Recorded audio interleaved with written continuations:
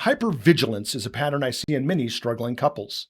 This is when the nervous system is anticipating a betrayal that hasn't actually happened. Now, before I continue, an important clarification. Everything I'm describing assumes no infidelity has been discovered or has been admitted to.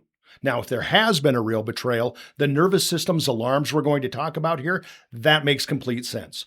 Trust has been broken, and rebuilding it requires honesty, some accountability, transparency, and a lot of time.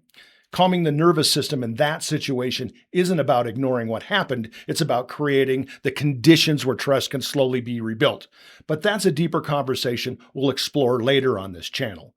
What we're talking about here is very different. It's when the nervous system is chronically waiting for the other shoe to drop, thinking that something bad is going to happen to you or your partner is going to step out or abandon you altogether.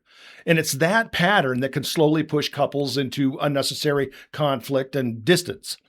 If someone's been hurt in their life, they've been cheated on, lied to, abandoned, or they've lived in a family of origin where these things actually happened, their nervous system learns some rules. Rules like, hey, you got to stay alert. Don't relax. Relationships really aren't that safe. Something's going on. The other shoe's just about to drop. So the brain starts scanning. It interprets tone, it'll interpret text, schedules, silence, constantly looking for proof that something is wrong. But here's the problem.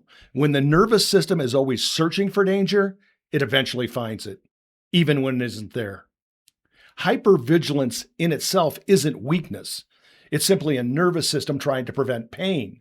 But if a couple can't or won't recognize the pattern, it will slowly ruin the relationship. And here is the painful paradox of hypervigilance. The more someone fears betrayal, the more their behavior pushes the relationship toward separation. When someone is constantly questioning, constantly checking, and constantly collecting evidence, the relationship begins to feel less like a partnership and more like an ongoing investigation. And over time, something predictable happens. One partner starts pulling back. Not because they're cheating, but because living under suspicion and investigation is exhausting for both partners. So, the nervous system that was trying to prevent abandonment will create the very distance it feared. How do high-performance couples actually break a hypervigilance cycle? First, they regulate the nervous system before arguing any facts. They slow the breathing, they lower the tone, and they create safety, always. Second, they name the pattern directly and with empathy. Hey, this feels like the fear cycle showing up again. And third, they remember something very critical. This isn't you versus me. This is us versus the pattern.